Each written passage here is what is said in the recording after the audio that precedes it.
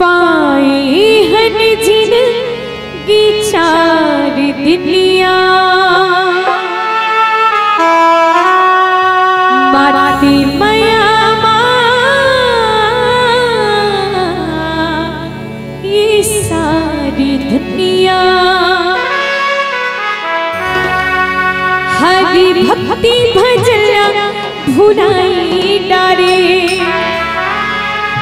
माया मोह ममला मिलाई डारे माया मोह ममला मिलाई डारे सिया राम बोल हरि नाम बोल ताली बजा के जयकारा संग धीरे धीरे डोल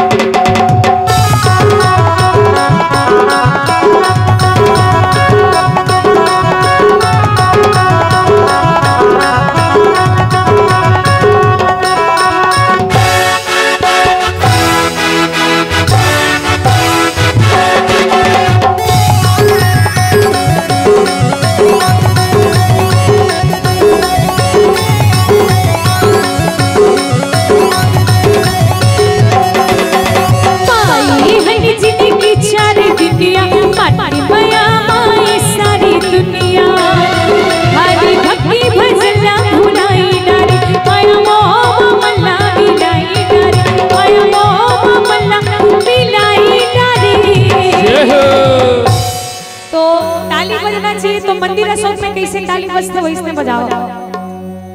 चलो एक बार मंदिर अशोक में कैसे ताली बजते वैसे जोर से बजाओ जी। ना ना ना ना ना इसने ताली नहीं बाजे में पहली बार होना हो जी। ये तो यहाँ बचपन बीते ही हम और तो निवेदन करूँ आप सबसे कि यहाँ के जते भी दाई बने हैं तो वहाँ सुंदर रामचरितमानस के आयोजन होते हैं, तत्का सुंदर भजन में आनंद लेते हैं। तो एक बार सबके हाथ ऊपर होना चाहिए मैया। हाँ, और जब तक भजन नहीं सिराही तब तक हाथ नीचे मत करूँ।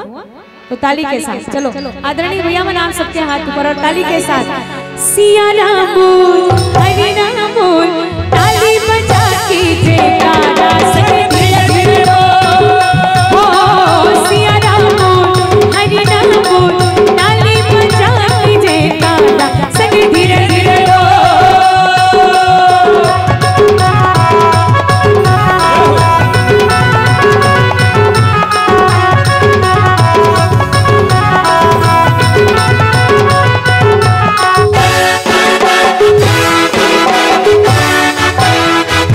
Yeah.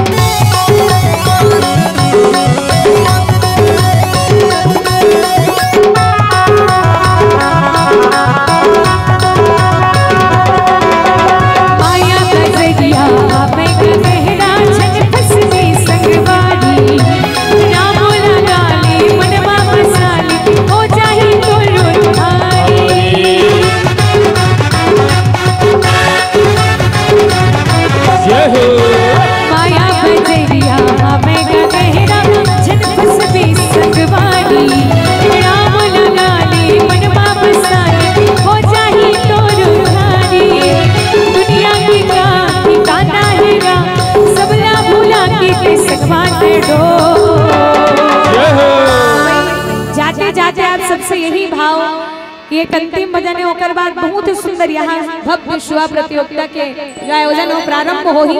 एक बार सबके हाथ ऊपर और ताली की सेवा और सबला मिल के गाना है। हम तो जाते अपने गाँव सबको राम राम राम, हम तो जाते अपने गाँव सबको राम राम राम, सबको राम राम राम, सबको राम राम राम, सबको राम राम राम, सबको राम राम राम। हम तो जाते अपने गाँव सबको राम राम राम, हम तो जाते अपने गाँव सबको राम राम राम, हम तो जाते अपने गाँव सबको राम राम राम, हम तो जाते अपने गाँव सबको राम राम राम, हम तो जाते अपने गाँव सबको राम राम राम, हम तो जाते अपने गाँव सबको राम राम राम, हम तो जाते अपने गाँव सबको राम राम राम। बोले राजा रामचंद्र की जय, बोलो हर हर महादेव की जय।